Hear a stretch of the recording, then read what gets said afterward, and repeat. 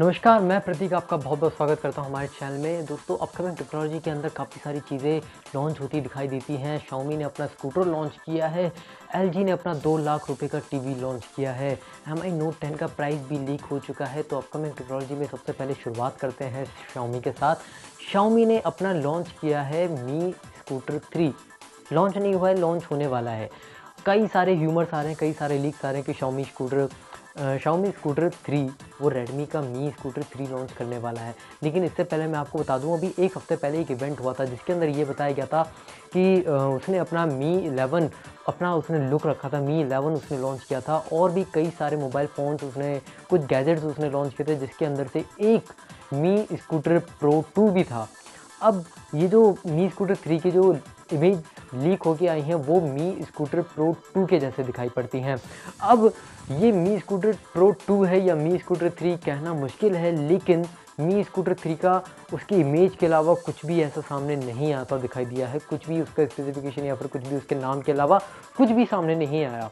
सिर्फ़ आया है तो मी स्कूटर प्रो 2 के जैसी दिखने वाली एक तस्वीर।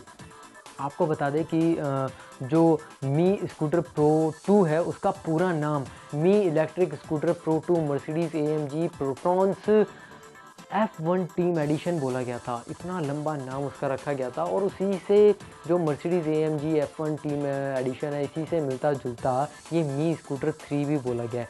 क्या मी स्कूटर वाक़ई में लॉन्च होगा या नहीं होगा? उससे पहले तो अभी मी स्कूटर प्रो 2 का आना बनता है और जब तक मी स्कूटर 3 आएगा तब तक देखेंगे उसके बाद का। उससे पहले आगे बढ़ते हैं अपकमिंग टेक्नोलॉजी में हम आईटेल की तरफ। आईटेल कंपनी ने अपने 3 टीवी लॉन्च किए हैं, एक 32 इंच का, 43 इंच का और 55 इंच का। इससे पहले आईटेल टीवी ने अपना पिछले साल दिसंबर के अंदर 6 टीवी लॉन्च किए थे। 6 टीवी लॉन्च उसके शायद कम पड़ गए थे। उसने अभी दोबारा से अपने 3 टीवी लॉन्च किए हैं। क्यों लॉन्च किए हैं? क्या स्पेसिफ़िकेशन है? क्यों आखिर ये बेहतर होने वाले हैं? आखिर इनने ऐसा किया है? तो आपको बता दूं कि इनकी प्राइस ये स्मार्ट एंड्रॉयड टीवी होने वाले हैं और इनका जो प्राइस है वो 10,000 रुपये से भी बहुत कम रखा गया है। मतलब स्मार्टफ़ोन्स तो खैर 10-12 हज़ार रुपये से शुरू हो जाते हैं, लेकिन स्मार्ट टीवी 10 से 12 हज़ार से शुरू नहीं होते हैं। सस्ता अगर मैं बात करूँ तो एमआई का टीवी मिल जाता है 11-12 हज़ार रुपये से, वो शुरुआत है। वो स्मार्ट टीवी हम बोल सकते हैं और उसके जैसे अभी काफ़ी सारे लोकल ब्रांड्स के भी टीवी आ रहे हैं, लेकिन एक कंपनी का कोई ऐसे कोई ऐसे हाई ब्रांड का जो ब्रांड फेमस हो उसका टीवी ऐसे इस रेंज में हमको देखने को नहीं मिलता।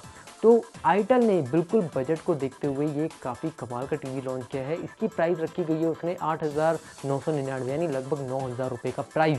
9,000 रुपये में आपको 32 इंच का आईटेल का टीवी देखने को मिल जाता है, स्मार्ट टीवी देखने को मिल जाता है। तो ये बजट टीवी है और बजट टीवी के अंदर ये आई थिंक सबसे अच्छी बात है। आईटेल ने काफ़ी अच्छी कोशिश करी है इंडिया के लिए कि वो एक सस्ते बजट के अंदर एक बेहतरीन स्मार्ट टीवी निकाल के दे सके। तो ये आई थिंक इम्प्रेसिव है, काफ़ी अच्छी बात है आईटेल ने।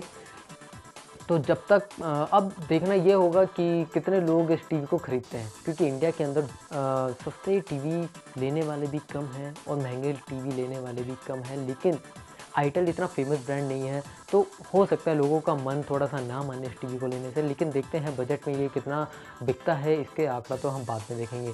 चलिए, अपकमिंग टेक्नोलॉजी में अब बात करते हैं एलजी के टीवी के बारे में। एलजी ने अपना 2 लाख रुपए का टीवी लॉन्च किया है। जी हाँ सर, 2 लाख रुपए का टीवी। क्या इसके अंदर खास होने वाला है? वो मैं आपको बता दूं, इसके अंदर इस टीवी के अंदर आपको अल्फ़ा 9 जनरेशन 3 का प्रोसेसर देखने को मिल जाता है। सर, इस टीवी के बारे में एलजी ने दावा किया है कि आपका गेमिंग एक्सपीरियंस बहुत अच्छा आने वाला है। आपका जो सिनेमा एक्सपीरियंस है वो बहुत अच्छा होने वाला है। आपका जो आप टीवी देखते हो, आप कुछ भी उसके अंदर देखते हो या जो भी उसके अंदर आप करते हो, गेम खेलते हो, स्ट्रीम करते हो या फिर आप कोई एपिसोड्स वगैरह देखते हो, तो आपका जो वॉचिंग एक्सपीरियंस है वो बहुत बेहतरीन होने वाला है। आपका गेमिंग का एक्सपीरियंस अच्छा होने वाला है, क्योंकि उसने डिस्प्ले इतनी ज़्यादा ब्राइट कलर, कॉन्ट्रास्ट और सैचुरेशन को इतना ज़्यादा उसने हाई करके दिया है कि मतलब सामने वाले को बिल्कुल लगे ही ना कि आप कोई ऐसा लोकल सा टीवी देख रहे हो। मतलब लगना चाहिए कि हाँ, डिस्प्ले के अंदर कुछ बात है, 2 लाख रुपए खर्च किए हैं। सैचुरेशन हाई होगा तो लोगों को लगता है कि थोड़ा थोड़ा सा कलर इसके अंदर फटेगा, थोड़ी थोड़ी सी ऐसे मतलब बिंदु बिंदु से दिखाई देते हैं, थोड़ा थोड़ा सा नॉइस हमको देखने को जाता है, कलर नॉइस जिसको हम कहते हैं। तो इसने कलर नॉइस को बहुत ज़्यादा रिड्यूस करके दिया है, जितना इसने बेहतर हो सकता है उतना बेहतर इसने करके दिया है। अगर मैं बात करूं तो एलजी ने इस बार बहुत ज़्यादा अपनी डिस्प्ले के ऊपर ध्यान दिया है। डिस्प्ले के अंदर हम बात करें तो इसने आई कंफर्ट डिस्प्ले डाल के दिया है। आई कंफर्ट डिस्प्ले का मतलब सर, आई कंफर्ट डिस्प्ले के अंदर इसने हमारी आंखों का ध्यान रखा है, आपकी आंखों का ध्यान रखा है। आपकी टीवी को देखने से आंखों में दर्द ना हो, दिमाग में दर्द ना हो, तो सर टीवी लोग देखते हैं ज़्यादा। और जो लोग गेमिंग वगैरह करते हैं, मॉनिटर चलाते हैं या फिर अपने बड़े बड़े हैवी पीसी को ऐसे मॉनिटर्स में एज अ टीवी को मॉनिटर यूज़ करके चलाते हैं, तो उनके लिए आंखों में दर्द थोड़ा सा बढ़ जाता है। तो आई कंफर्ट काफ़ी अच्छा दिया है। डिस्प्ले के ऊपर एलजी ने बहुत ज़्यादा खर्चा किया है।